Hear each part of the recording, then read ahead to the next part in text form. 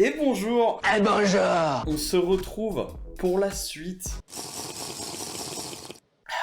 Merci énormément pour les retours sur la première vidéo, ça fait vraiment chaud au cœur. Et vraiment ça fait kiffer. Merci beaucoup. Et j'espère que celle-ci va vous plaire aussi. D'ailleurs, si vous l'avez pas vue, vous pouvez cliquer juste là. Bon du coup, pour bosser dans de meilleures conditions, il y a eu un peu de changement, on en parle un peu après. On a décidé de complètement repenser notre bureau. Bon, déjà, on a fait un grand déménagement, on a changé de pièce, le lit, le machin, le truc. Afin d'avoir une pièce un tout petit peu plus grande et d'avoir un petit peu plus de place pour nos bureaux. Les bureaux d'origine qu'on avait, c'était tout simplement des plans de travail qu'on avait achetés au temple, le roi Merlin. Avec juste 5 pieds, donc 4 dans chaque coin, et un au milieu pour éviter la flexion. Le tout était fixé au mur avec des équerres. Bon, ça marchait bien, mais c'était pas non plus ce qu'il y avait de mieux, surtout qu'on voulait mettre les bureaux au centre de la pièce. Et là, ça fonctionnait bien quand on avait un mur à proximité. On a donc rendu une petite visite chez nos amis suédois qui vendent des meubles. Et on a pris des piétements de la gamme Bekant. Waouh, c'est beau. 140 par 60 cm. Les plans de travail faisant 200 par 60, ça suffira amplement pour les supporter.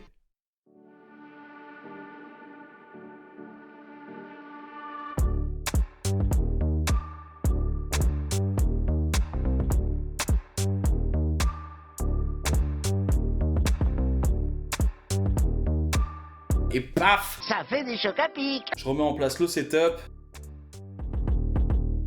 Et pour passer tous les câbles qui viennent de mes écrans et de mes périphériques filaires, je fais des trous directement à la cycloche dans le plan de travail et j'ai imprimé des petites pièces en TPU que j'ai modélisées pour faire des passes-câbles. Avec un petit bout de double face, c'est nickel.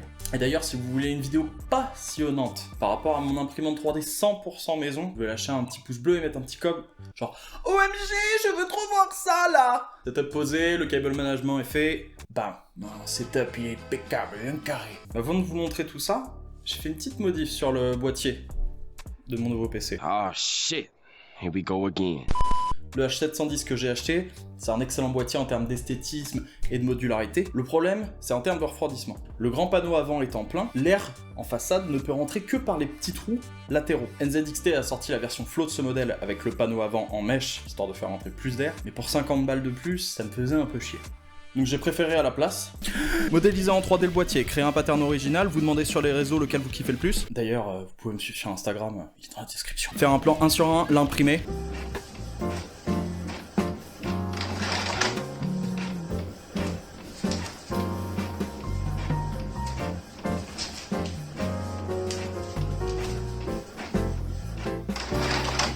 Arracher la façade, coller le plan dessus, marquer les trous, passer littéralement 3 heures et 4 mèches à métaux pour faire ces putains de trous.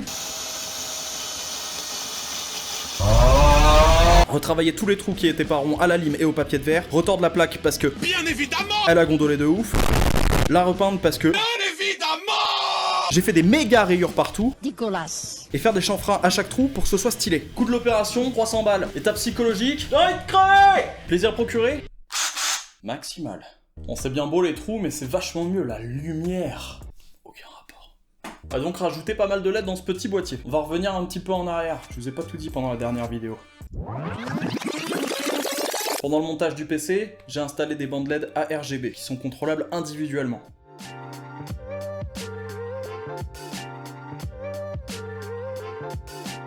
J'ai donc posé une partie du strip sur le haut du boîtier, derrière le radiateur du ML240. Ah, ce fameux ML... Ta gueule, tu es moche!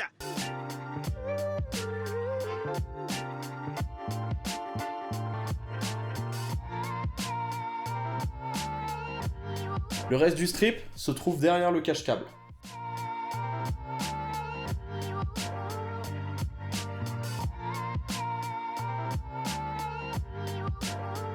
J'en ai aussi profité pour mettre un petit coup de film diffuseur au niveau du trou du cache-câble, pour que ça fasse un petit effet barre lumineuse des plus propres.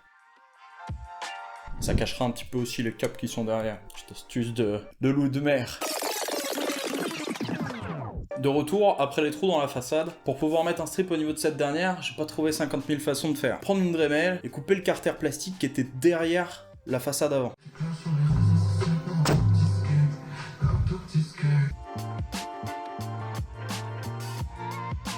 Puis j'ai mis des LED tout au bord de cette pièce en plastique, légèrement en angle, afin que ça puisse passer quand je refermerai le boîtier. J'ai utilisé un strip avec une plus grande densité de LED au mètre, afin d'avoir des effets plus smooth.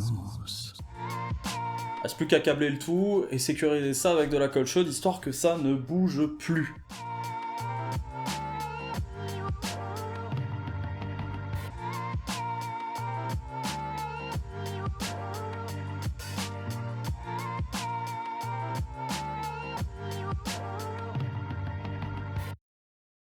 Restait à savoir comment j'allais contrôler tout ça. Et là, j'ai galéré de ouf. À la base, je voulais utiliser WLED. C'était trop prise de tête pour ce projet. On reviendra sur ce firmware dans de prochaines vidéos. Pour pas rater ça, tu peux t'abonner. Donc pour pas me prendre la tête, j'ai juste fait des connecteurs qui correspondent au port ARGB de ma carte mère.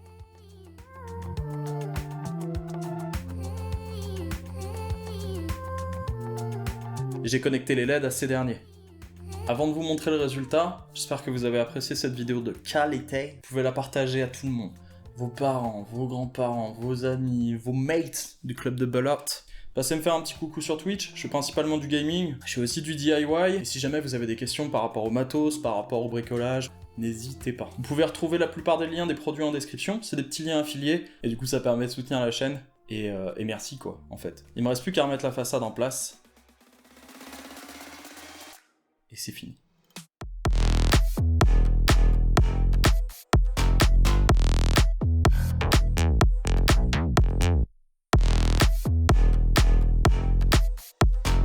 All engine running. Lift off.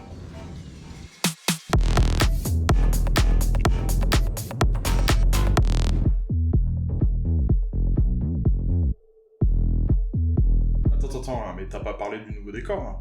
Ouais, non mais j'ai pas filmé.